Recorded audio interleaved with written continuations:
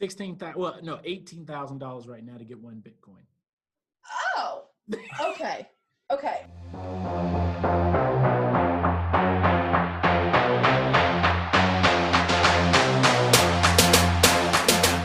To IDK with J and K. Hey, hey, hey. Hope everyone's been having a wonderful week. Hope everyone had a great Thanksgiving. Gobbly Thanksgiving. Safe Thanksgiving. Sadly, Yes. Jeff and I stayed home and been responsible.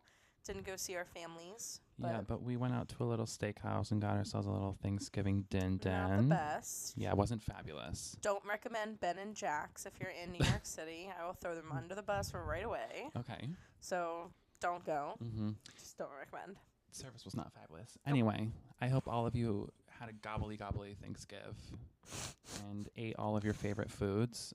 Period. There's a lot of them. Happy December. Merry Christmas Oh my God. time. It's Christmas time. Happy Hanukkah, Kwanzaa. Whatever you celebrate. Your religion is or whatever you celebrate. But it's Christmas time. It's my favorite time of the year. Do you guys decorate your houses and whatnot? Oh my God, Show could us you tweet pictures. us some pics of your house decorated, Guys, your we trees? will rate your Christmas trees on our next podcast episode if you tweet us at Or IDK with we could JK. do at the end of the month, do a video rating everyone's Christmas trees that they send to us. Yeah, so everyone send us make a little Christmas video. Trees. Everyone send us Christmas trees photos. We want to rate them and let you know what we think. I'm a connoisseur for Christmas trees, so I be careful. am not. So you'll get 2 good views. Anyway, did anything else happen this week? I don't think so. I had a long week off work. Yeah, relax. Which was nice. I'm popping off on Reels now, Oh, yeah. everybody. How many views did you get on your last one? Like almost 6,000 views. Exactly. So follow me on Instagram, KAY__Prince. You can But follow more me, importantly, yes, follow Jeff at. Jeff with 3 F's, 2 underscores, and a P. Is that your Instagram? Uh-huh. Oh, okay. But most importantly, follow our Instagram and Twitter and TikTok and LinkedIn and Facebook and YouTube, all IDK with JK. You know where to get us at. Come on now. Don't play. But we're very excited. We have a very special guest. We do. Today, his name is Paul McNeal. He's the CEO and owner of his own company called the Crypto Curator. The Crypto Curator. I can never say it. Paul, I apologize if you're listening right now, and I know you are, so I apologize. The Crypto Curator. But he is all about Bitcoin, ladies and gentlemen. So this episode, if you had any Bitcoin questions, you won't by the end of this. I was completely shocked Justin with and his what jaws were on the ground all the Paul time. was telling us. I am definitely going to become a Bitcoin investor. Kay has already become a Bitcoin investor. Yep, already got some moolah and some Bitcoin. We highly suggest everyone else, but make sure you listen real closely because Paul tells you all the ins and outs of this and where to get it. And he says it in a way that you will understand it. Like I was worried before talking with him. I was like, I'm not going to understand any terminology or anything like that, but that's definitely not the case. He does a very good job of explaining everything, Broke it everything in down detail. very easy. We're going to talk about his background a little bit, including how he got into the Bitcoin and then kind of where he is now. But Paul, we have a bunch of questions to ask Paul, including like where to get it, how to buy it, and where it's going in the future. Exactly. Because apparently it's going to skyrocket very soon. Yeah. So it's just so sit back, grab a drink. We'll do a quick cheers. We have plastic bottles, so you won't be able to hear like a little clink. So we need to learn how to edit that in. But clink. Yep, clink. That Take was a your sip. We plan on doing a couple cheers, so stay tuned. And let's just jump right in with Paul. Okay. Well, then let's dive right in. Let's do, why don't you tell our listeners a little bit about you? What you do, who you are, stuff like that. Sure. My name is Paul McNeal, but I'm also known as the Crypto Curator. I curate news information about digital assets, which we'll get into later. I'm originally from Dallas, Texas, and I've sort of traveled the world, so to speak, throughout my career and everything, which landed me in the DC area, and that's where I currently am right now. Awesome. Where's your favorite place that you've traveled to? I'm curious. I know So it's like a hard question. Yeah, no, my favorite place, believe it or not, and it's for weird reasons, is Hong Kong. Really? Yeah. Never been. Yeah, Wow. And the only reason, and it's sad to even give this reason, but the only reason is because it smells like the U.S. When I got there, it was like I was at home. I mean, Right. movies, food, everything was just All so the essentials. westernized. Yeah, That's very great. westernized. How is DC right now? DC's pretty good. I'm about an hour west of DC. I'm in Virginia, rest of Okay. Virginia, but it's fine here. We're unfortunately we're not like California. They're going on temporary lockdown. Yep. So we're both in this city, New York City, and thankfully we haven't locked down yet, but it's coming. It's They coming. Oh, it is. It's They coming. closed our schools the other day. Yeah, they closed schools yesterday Which indefinitely. is not a Wow. good sign. No, that's not a good sign. That means the lockdown's coming. Yeah. Yeah. So we're just prepared to start hunker down and in here. But a little bit enough about that. I'm curious though on your military background, because I know you graduated. So I don't want to take anything words out of your mouth, but so you graduated high school, and then where did you go from there? If you can give us little details. Yeah, so I graduated high school, and believe it or not, college was not necessarily on the radar. I continued to work in fast foods and other jobs like that. I was actually working at McDonald's in the mall when some recruiters stopped me, and they were like, "Hey, you look like a squared away young man who want to go into the military." I was like, "Nope." And I kept walking, and they were like, "Hey, wait." They go, "Where are you going?" I go, "I'm going to work. I got to go to work." They was like, "Well, why don't we come by on your break and talk with you?" I'm like, "Whatever, okay." So they came by on the break, talked with me, and sure enough, before I know it, I was raising my hand saying, "I do so solemnly swear to protect and defend." And I was like, so I went into the Navy, and I served 10 years in the Navy. Wow. Sweet. My cousin's in the Navy. He Yeah. loves it.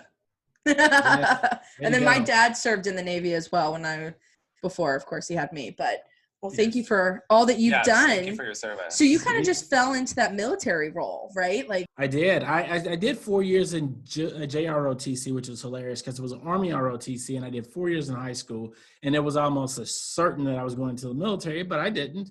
And so it took me until I was 21 before I actually entered the military. Got it. wow. And then so you spend your 10 years in the military. Then how did you get out and then kind of find yourself where you are now? Because I think that's very interesting. It actually is. It's a very unique journey. I don't know if anybody's been through what I've been through. So while I was in the military, I again landed me in DC on shore duty. And so while I was serving here for 3 years, I was working at an agency right out by Dulles Airport. It's called On-Site Inspection Agency. And so a good friend of mine that was working there, we were trying to get the general to use what he called one of his bullets to save me and keep me there so I wouldn't have to go back to sub duty. But it didn't work, and I had to go back to sub duty. So I went down to Norfolk, Virginia, served my time down there. And then when I got out, a good friend of mine that was at the agency said, "Listen, I got a job for you. When you get out of the military, come talk to me." And I'm like, I might be in for another 10 years, because that was about the 10-year point. And he goes, no, you need to get out, and I got a job for you. And I'm like, okay, whatever. Sure enough, he wooed me to come back up to DC. I did an interview. I got the job. I started working for a government contractor, worked for them for 2 years. And then a lady that sort of mentored me, she said, "Hey, there's a job position for the government you need to apply for." And I was like, okay. So I applied for that job, got that job. I worked for the government for a year before a good friend of mine decided to tell me, "Hey, why don't you," well, first he started a company, and I went to him and I was like, "Hey, do you have anybody helping you out?" And he was like, "No, I don't." He says, "Matter of fact, 5 people turned me down." I was like, "Well, I'll do it." He goes, "Wait, you're going to quit your government job?" I was a GS-13 at the time. He goes, "It takes an act of Congress to fire you. You're going to give up your government job and you're going to come do this." I was like, "Of course, why not?" So that's how I got into entrepreneurship. And then that took me on, and yeah, it gets long, but it's a lot of different little twists and turns. That Wow. sounds like quite a journey. It's all about connections. It's something Yeah. that we talked about when we kind of first started the podcast, is something that I grew up knowing is all about connections, all about, like, you never know who you're going to meet in the service industry or in the marketing industry. You never know. So guys listening, like, please take his advice. Like, you don't know who you're going to meet. So then you take this job, and then how did you get into cryptocurrency and Bitcoin? Like, how did those two roads kind of intertwine? Yeah, so while I was an entrepreneur, started my first business. Believe it or not, that's where I got introduced to Mac. Okay. Which I'll always, well, I love that whole time frame was great. But I worked in that company. We got to about the 8-year point. Now, again, take this. You've got 2 guys. One, which was my business partner, he started the company, well established. This guy worked for congresswoman on Capitol Hill. He worked for a company in DC. Wow. I mean, in the area. He started this business. This was his idea. His puppy was in communication. So it was called Intuition. It was a news curation company. And so he knew the product he wanted to build because he knew that the industry needed it. So he created, it was press clips back in the day. So after we built that for 8 years as me, never been an entrepreneur in my life, really didn't have entrepreneurial goals. I was just helping my friend out. And so after that 8-year point, which the business had grown far beyond my capability and his capability, but he was the original owner of the company, I was just helping him out, I decided to leave. So I made my exit, and then I started my own business, which was an IT consulting business, which I still own today. When I did that, of course, I live on Twitter. Anybody knows me knows I live on Twitter. I love it. I love it. Where, really quick, while you say that, where can all of our listeners find you on Twitter? What's your username? Sure. My username is @_Crypto Curator. So @_Crypto Curator. Perfect. And Thank so you. that's where I came across crypto. It was a Matt Kaiser or it was Trace Mayer. One of those guys I came across on Twitter was talking about Bitcoin. And when I saw it, I was like, Bitcoin, what's that? And then like everybody else, you sort of go down the rabbit hole, you start understanding what it is, and it just completely sucks you in. And so that was how I got to Bitcoin. We have a couple questions about Yeah, Bitcoin, dive in. Yeah. if I can ask. Let me put my thinking cap on, guys. Let me put that on. Okay. I'm ready. Okay. I have a small, minuscule understanding of Bitcoin, but from what I understand, it sounds like it's like a community currency, and it's just sounds like the price is based off of how many people are using it at the time. Like it seems like it changes a little bit. A little bit. And it does take a little work to get to what Bitcoin really is because, let me see. I don't know if you guys would know. You ever heard of Napster? Yes. Wait, the music? Yes, I have. Okay. So Napster was this music platform that someone created software and they said, hey, if you load the software on your computer will be able to see any other computer on the network. And you can see whatever they have in their hard drive, basically, right? So if you have files or movies or games or software or whatever, you can share it out with people totally against the law. That's why they got shut down because of copyright law. Right. But this software allowed you to really connect peer-to-peer. Like if right now, if you guys had it on your computer, I had it on my computer, I could see all the files on your computer, you can see all the files on my computer. We could swap back and forth, switch stuff, download, didn't matter, right? That's really what Bitcoin is. So Satoshi Nakamoto, this fictitious person, which we don't know if it's one person or if it's a group of people, I've heard of they that, came I out with think. a software called Bitcoin. That's the name of the protocol. It's called Bitcoin. Okay, that makes sense? Yeah. Okay, so they then went out on like an email newsletter, right? Like an email chain, right? And so they sent this software out to this group of people, the cypherpunks. And they said, why don't you guys load this software on your computer? And when you run the program on your computer, as a result of your computer doing what we call doing work, you will receive Bitcoin. So Bitcoin is the name of the protocol, and Bitcoin is the name of the digital currency that runs the network. Okay, so there's like two different meanings of Bitcoin then. Okay. So if I'm running the software on my computer and my computer's doing this work, the network itself, not an individual, not a company, but the network itself will pay me for the work that I'm doing. That makes sense? Could the work be like, is the work like the computer running itself? You mean like it could be doing anything? Like it could be watching a movie or it could be actually working on, is that what Right, you mean? no. So the work that the software is doing, it's verifying transactions that's happening with the software. So let's say, back to the Napster example. Let's say we had Napster installed on my computer and you borrowed a file from me and I borrowed a file from you. The software and my computer would be verifying that I in fact did borrow the software from you and you in fact borrowed the software from me. So the work to verify that is what the computer is getting paid for. Got it. Okay. That's Makes interesting. sense? Wow. That's Guys, a lot. that was like a lot. Like I feel like that was like 4 years of college in like a 20-second window. It's Right, so complex. so- I'm sure it gets way Okay, deeper so than then that. when people buy Bitcoin or trade Bitcoin, so what, how, what, where, who? Like, Okay, so now I'll take you to the next phase. Okay, So all right. the next phase is, let's say we both have been running this software. You've been getting Bitcoin from the network. I've been getting Bitcoin from the network, right? Okay. So you got this fictitious tokens, basically, these tokens that you now have, but you have nothing to do with them, right? Mm-hmm. Yeah. What do you do with Bitcoin?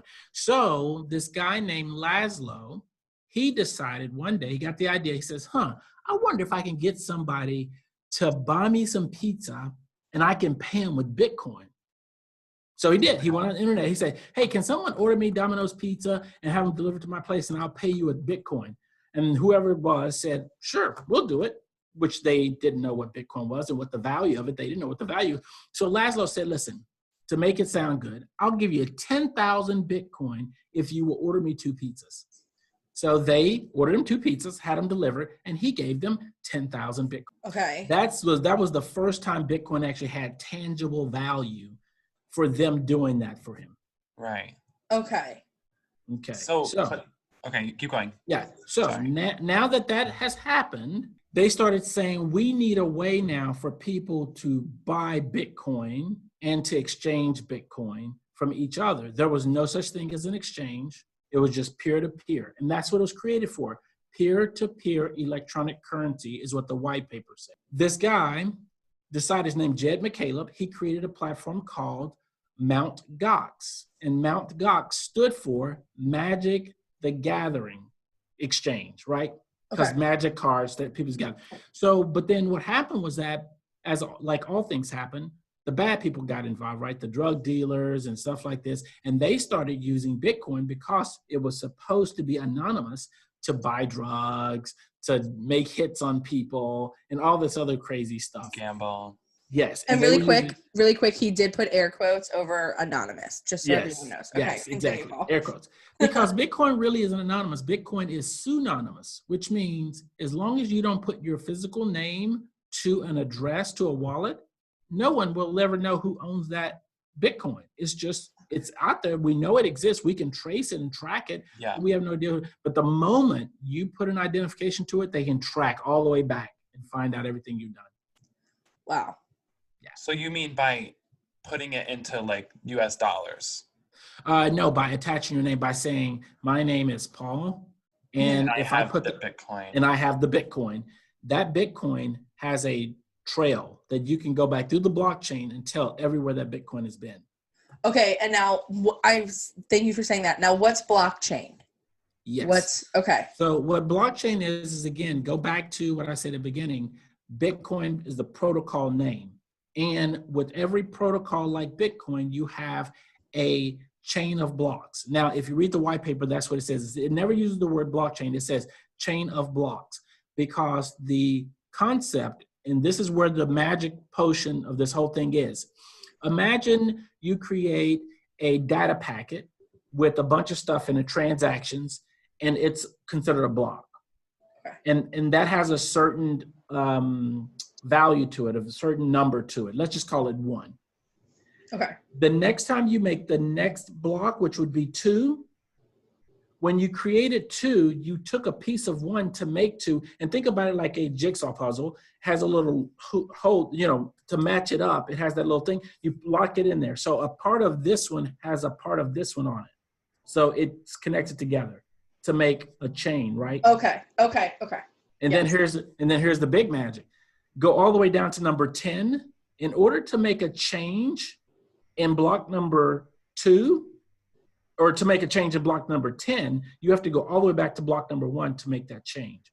So the security of this is incredibly difficult, because if you're going to make a change to a block, you have to go back to the first block to change everything all the way down the line. And you can't do it. It's almost impossible. You can't break the security of the system. Wow. Yeah, I'm sure it's really hard to trace back that far. And I'm sure do blocks ever get like hundreds of blocks long? Is that? Oh, this thing is millions upon millions. Yeah, it's infinite right now. So there's a lot of blocks in the blockchain. Okay, then I can imagine how hard that would be. Yeah. Yeah, very, very hard, and it costs a lot of money. This is why this is why blockchain is such a big deal. Not only Bitcoin blockchain, any blockchain, public blockchain for the most part, it's super difficult to break it. This is why a lot of organizations now are using blockchain technology for identification, for voting, for supply chain, for currency, for you name it. blockchain is a solution to keep everything secure. Oh, so now it's not even just like a kind of currency thing. This even goes way beyond that, which I never knew about anything like that. It's kind of like a receipt almost. It very well is a receipt, and what it is and without getting way technical, because you'll even lose me with the technicals because I understand it. But it's signatures, right? It's in signing things with an encrypted signature. The way it works for the currency portion is you get what's called a Bitcoin wallet, and there's tons of them, and I can give you a whole bunch of names. But get a Bitcoin wallet. Once you set it up, the wallet will give you two things. One, it will give you like an email address to where you can send money to it. And then it'll give you what's called a private key. It's called public key, private key. Public key you can give to anybody. It's like your email address. Okay. Your private key is like your password. You never want to give that to anyone because if they get your private key, they can get all your money. So keeping that private key private is really important. And so that's why you do this. But back to one of your other questions. Once we knew this thing had value, then people wanted to buy more of it. The problem is this. There's only 21 million Bitcoin ever. It's written in the code. There will never be more than 21 million Bitcoin. There's 8 billion people on the planet. Wait, okay. Hold on. Thinking caps back on. Okay. So what does that mean? So like only 21. So, okay. So what if, say individual A is a big, rich, and powerful man, and he has, or woman, whatever, or woman, just saying, has 300,000 Bitcoin. Mm-hmm. And another man, he has 2 million Bitcoin. Like, Mm-hmm. then everyone else is just screwed. So once it hits 21 million, like that's it. Like no one can buy it. No. Well, let me make a correction. Okay. So once it is 21 million, it means 21 million Bitcoin are owned by someone. Now, like everything else, the price is right? If the price is right, I'll come up off my Bitcoin. Listen, if you're going to give me $1 million of Bitcoin, we might have a conversation. Guess what? It's time to talk, right? And I'm going to let those Bitcoin go. Yes, that's what it is. It's all about scarcity and it's all about the price. If you really want, as a matter of fact, I just had this conversation at the front desk of my apartment complex. This guy walks in with a PS5. The lady at the front desk freaks out. She goes, "Oh my God, where'd you get that? How did you get that?" Brand new. Yeah, exactly. Brand new. Those things go like $1,500, right? Yeah. So this is why, because it's scarcity, people will pay. And as long as people will pay, I'll give it up. Yeah. So now are you saying like if someone's sitting on, let's say, for example, I'm sitting on like 10 Bitcoin. I don't have any Bitcoin. No one come after me. And someone could be like, "Hey, I want that 10 Bitcoin. I'll pay you for those." That's pretty much. Oh, so then that's, I guess, also where the value comes in for it, right? That's right. Oh. Okay. But then isn't the value subjective to what that person's willing to pay? A little bit. It's market forces, right? Supply and demand. Low supply, high demand, number must go up. That's just the way that it is. But if people say, well, what's the intrinsic value of Bitcoin? Well, what we didn't get into is that there's a couple major components of Bitcoin. One is the software, which is maintained by developers. Developers all the way around the globe are working on Bitcoin. Right now, there's about 735 developers working on the Bitcoin code. Okay. So you got those folks. Then you have what's called miners. Miners are those people that are running computers that run this protocol to keep the network secure. And they're getting paid for doing that. So they're miners. And then you have nodes. You can be a node, I can be a node, and that's just people that are verifying transactions. So with all of these miners doing all this work, consuming electricity, paying for hardware, that has a certain value to it. And that's where they say, that's where the baseline number of Bitcoin comes from, is the work being done globally by these miners. Wow. And then you can also own a fraction of a Bitcoin, right? That is correct. Most people don't realize you can buy $5 worth of Bitcoin every week if you want to, and that's all you need to do. We tell people on a regular basis, just make sure you're doing reoccurring purchases of Bitcoin, and they call them Satoshis. So a Bitcoin is 100 million Satoshis, which is the smallest unit of a Bitcoin. It's like, think about dollars, right? If I have $1, there's 100 pennies in $1, right? Yeah. Okay. So same thing with Bitcoin. There's 100 million Satoshis in a Bitcoin. So right now we call it stacking sats. So just keep stacking sats until you get a Bitcoin. There's 100 million Satoshi in one big. Oh my God. So like to even get one Bitcoin, like it's a lot. That's like a it's lot of money. $18,000 right now to get one Bitcoin. Oh, okay. Okay. I'm like, okay, maybe I can get some Bitcoin. No, I'm like sitting here thinking, I'm like, okay, so after this, we're just gonna go buy a bunch of Bitcoin. Right. We're gonna be millionaires. We're gonna be great. I'm like, okay, I can get a fraction Are of a we Bitcoin. using your credit card or my credit card? Which one are we using? Okay. So I know that you gave a little bit onto how you got started into this, but what really drew you into this kind of cryptocurrency enough to even start your own company and be known as this crypto kind of guy? Like, yeah, so when I was working with the Loudoun Chamber of Commerce here in Virginia, I sat on the Tech Coalition board. And so I'm a tech guy by heart. I just am. I was a tech guy in the submarines, radioman. And so I just love technology. And I always liked, I don't know if you've ever heard of a book called Strength Finder 2.0. I haven't, no. Have you? One of my strengths is they call it futurist. And it's someone who likes peering over the horizon to see what's coming next. And so that's just me. So when I heard about Bitcoin, I was like, oh, I got to know. So once I heard about it, I used to tell everybody, and that's my character. Once I hear something, I start telling everybody. Love that. I tried getting them to do a conference, and they were like, there's no way we're doing a conference on this. This is like magic internet money. No, thank you. So I finally convinced them to do a payments conference, and we had PayPal and Visa and some other organizations. And so the president, Tony, let me sit on that panel. And so I got to thinking, I was like, well, if I'm going to sit on this panel and talk about this, I probably should own some. So I bought some Bitcoin. And once I did, and once you get some, then you're all in it. Well, fast forward to about 2017. That's when we were doing the parabolic run of 20,000. Everyone's freaking out. I was like, you know what? I think I'm going to use my skills from curating news information that we used to do back in the day to this industry. And so I started a newsletter, and I've been doing that newsletter every day now for 3 years straight without fail, except for Sundays I do rest. But Monday through Saturday, I have published a brief every day for the last 3 years. Wow. How would one of us get onto that? Is there a way to get onto that newsletter? Yeah, if you go to my website, you can just sign up as a member on the website, and you'll get 3 news articles, the actual top 3 news articles that I've hand selected to say, these are the top 3 stories, a video and a podcast every day, no cost. Then I have 3 other tiers that people can sign up for. If someone wants the full digest, which is like 40 articles, that's the first one. The second one, I do a Zoom call every Wednesday. And then the last one is one-on-one consultation. If you say, like, I ain't got time to do all this stuff, just get on the phone and tell me what's going on. Wow, that's a great business idea for sure. Wow. Then, by the way, congratulations, 3 years. Thanks. Yeah, that's a lot of work. Yeah, impeccable. It is a lot of work. Yeah, and so what kind of advice, I have 2 kind of advice questions. The first one's relating to Bitcoin. What advice do you have for someone even listening to the podcast like, oh, okay, I want to go learn all about this, get involved. What's the best way? I know probably your website and your articles and stuff. But are there any other tips and tricks you could offer to somebody? Sure. The first thing I say is that you definitely want to read, watch, and listen is what I call it, right? Reading news articles, watching YouTube videos. There's a ton of them out there, really good videos. And then podcasts is a great way to listen either when you're driving or when you're just doing, stuff around the house, just have a podcast on. But just paying attention to what's going on first.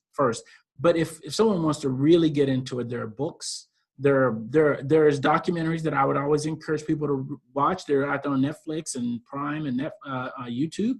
Like Banking on Bitcoin is a great one to watch. Banking on Bitcoin has a lot of the cast of characters that's in crypto, and it talks about them, talks about how it all generated, things like that. But yeah, just educating yourself. Yeah. And then, of course, crypto Twitter. But be careful with crypto Twitter, because ask any famous person, and they'll tell you, even like J.K. Rowling's, you can't get on crypto Twitter and ask some question because everyone's going to bombard you. Yep, exactly. Sure. I could imagine that. People come at you.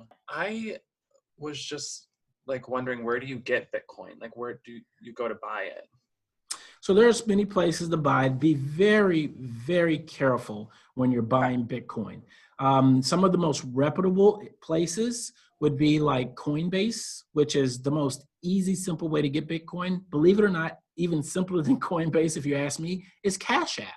Cash App will let you get Bitcoin. I thought I saw that on Cash App. Yeah. Yep, on Cash App. And now PayPal has enabled you to buy Bitcoin. And it's super simple to buy Bitcoin through PayPal. You just go in there and say, buy Bitcoin, and you buy it, and it's on PayPal.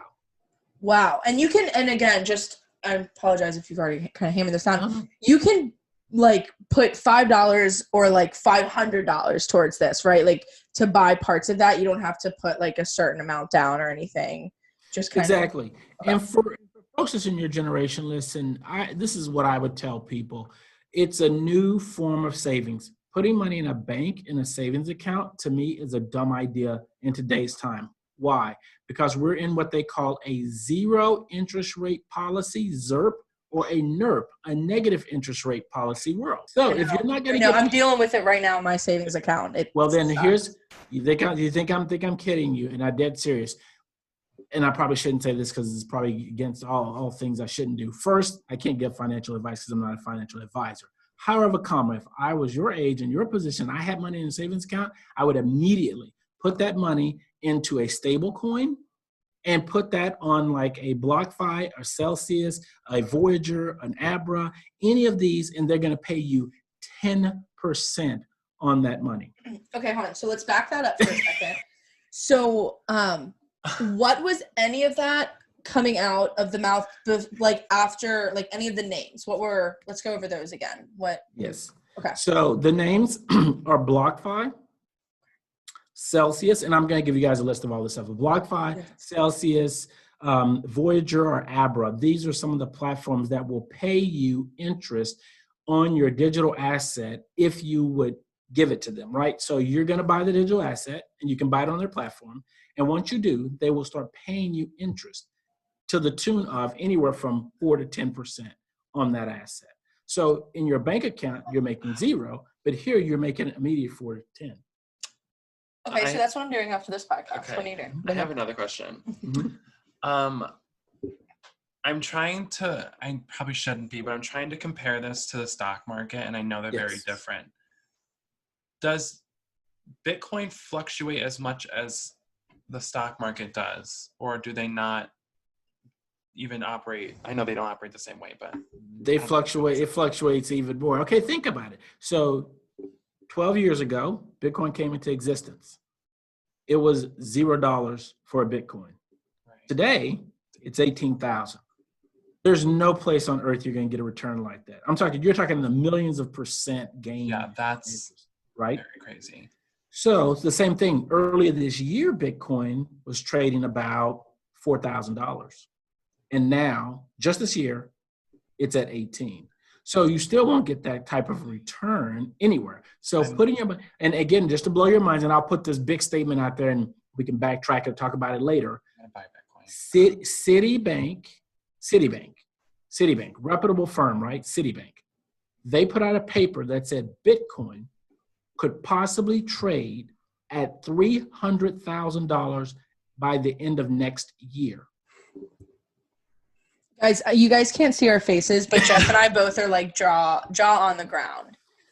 We'll work our way through all that stuff later, but I'm just telling you the earning potential. This is why I tell people, save your money in digital assets. You'll be far better off. Okay. And that is such like a young person, like a good thing for young people to do. We talk about savings, guys. This is another way. Right, and we're always changing and we're always getting into new technology, and this is just, I'm not even surprised it's a digital currency. I would expect that almost at this point. So then I have a question. So let's say that I had one Bitcoin, right? I had one Bitcoin. And I was like, you know what? I want to sell it. I want to get rid of it. I don't want it anymore. How would that work? And like, what would that lead to? It's super simple. You just go on the exchange, and just like you would do stocks, or just like you would get money out of your bank, you would just say sell, press a button, say sell the Bitcoin, and it says poof, it's gone. The money's there, transfer in your account, and it's in your bank, and you're good. That quick. Stop it.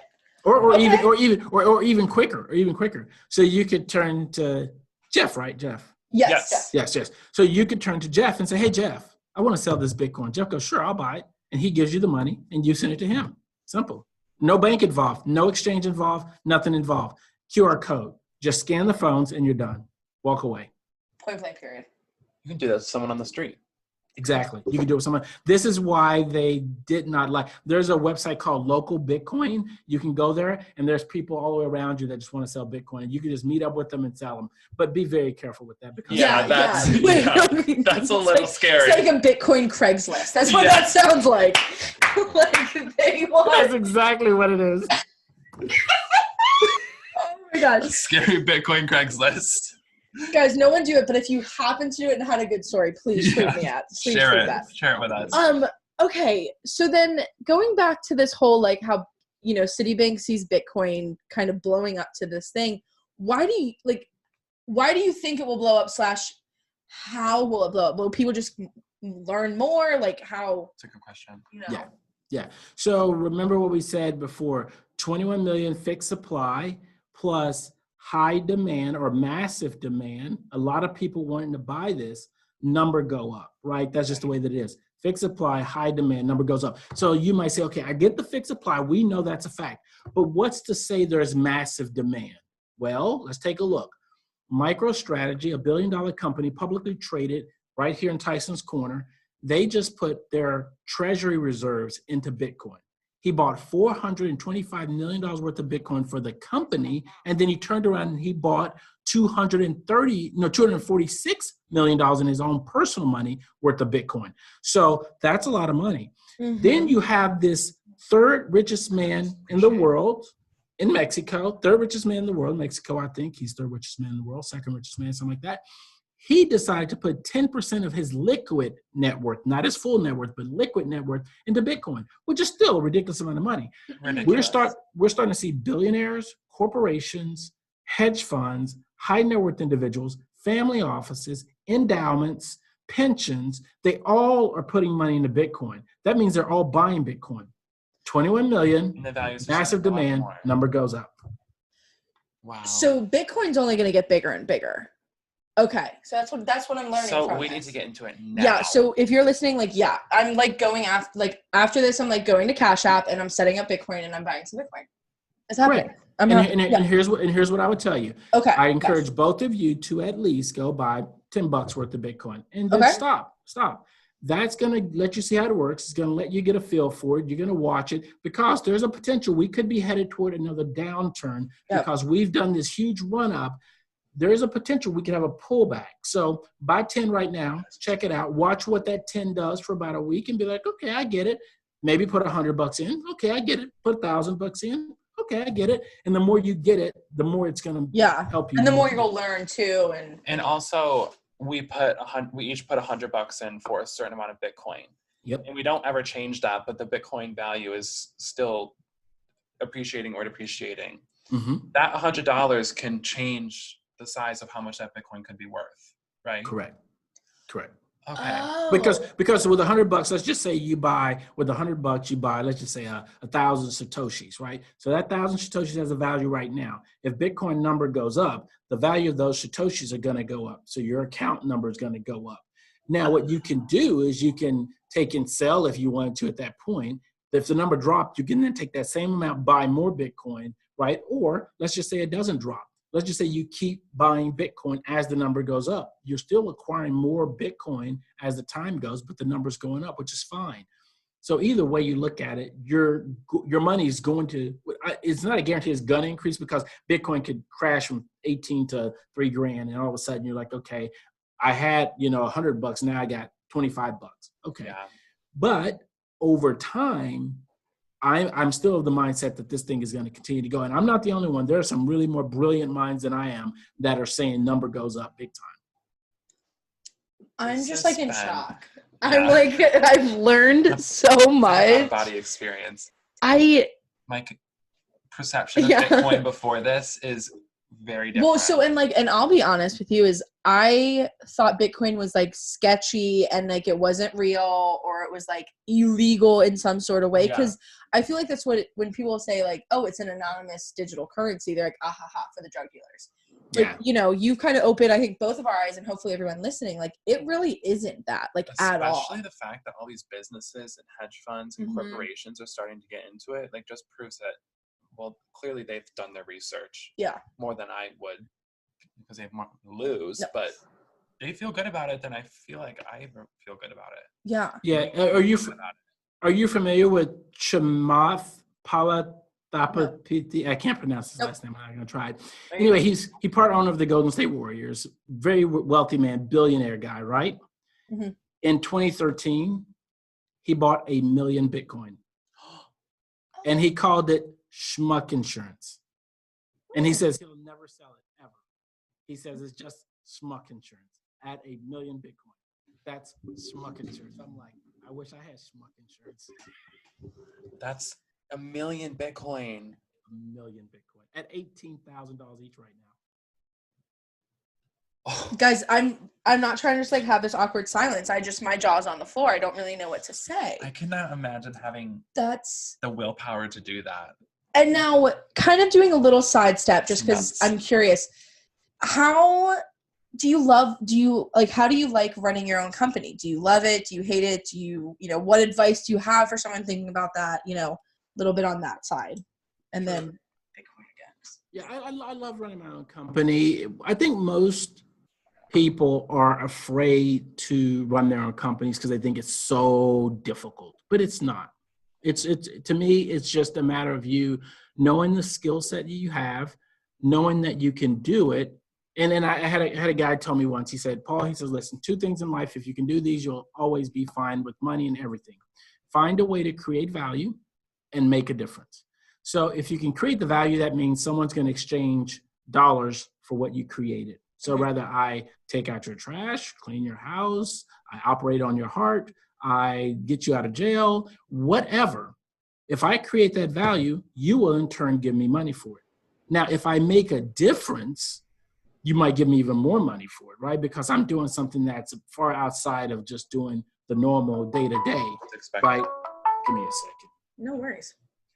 So that's the thing that I did with the business. When me and Jeff, when Jeff started his business and I got to thinking about it and I saw what he did, I was like, man, this is a good idea, because he was collecting this news information for corporations and actually for a lot of the committees on Capitol Hill. So, and I used to tell our staff this when they worked for us, I said, if you come to work to think you're collecting news articles, you've got the wrong picture.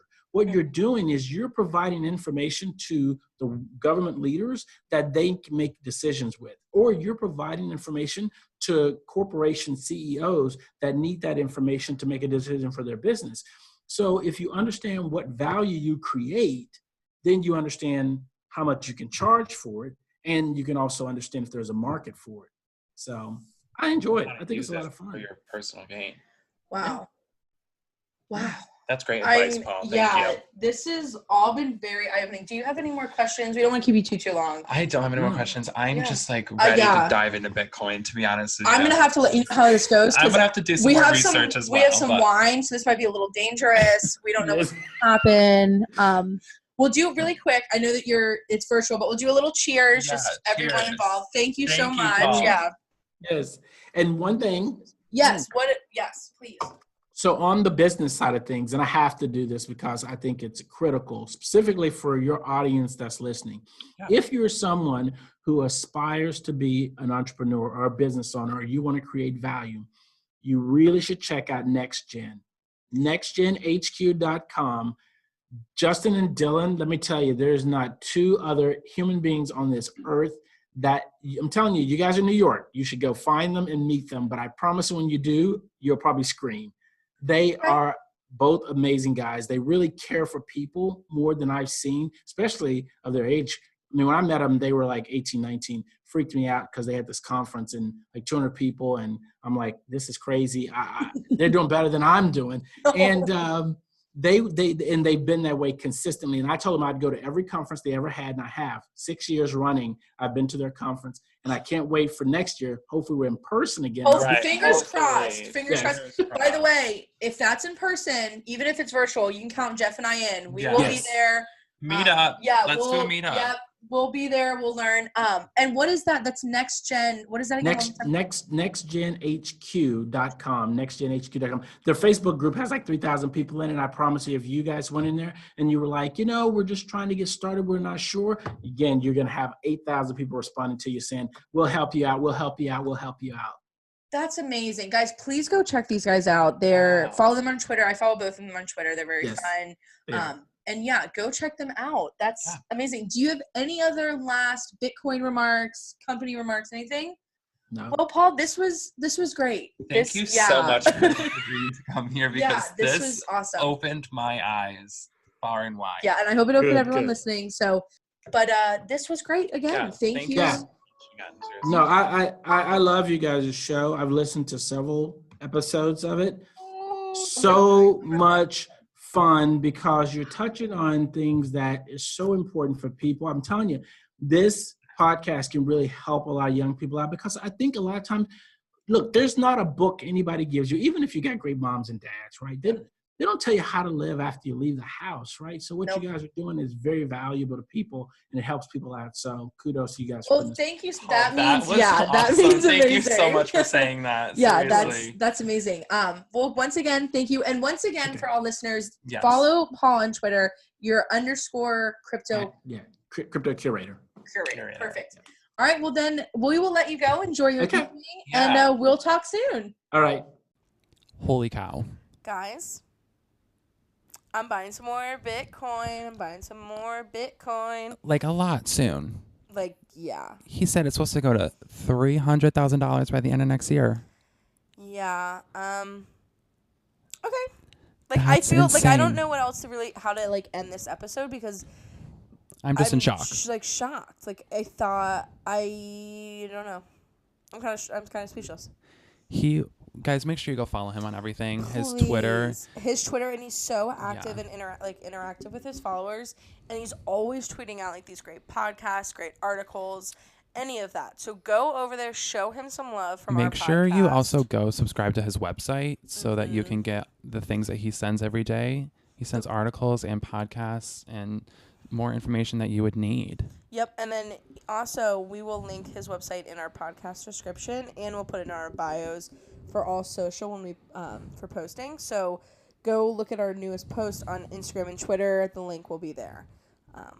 But yeah, just go out and buy some Bitcoin. I don't even know what to say, but buy some Bitcoin. Buy like $5 on Cash App or $10 on Cash App, and just kind of watch it. That's how I first started, and now I'm kind of up a little bit. So how is it going? Make some money.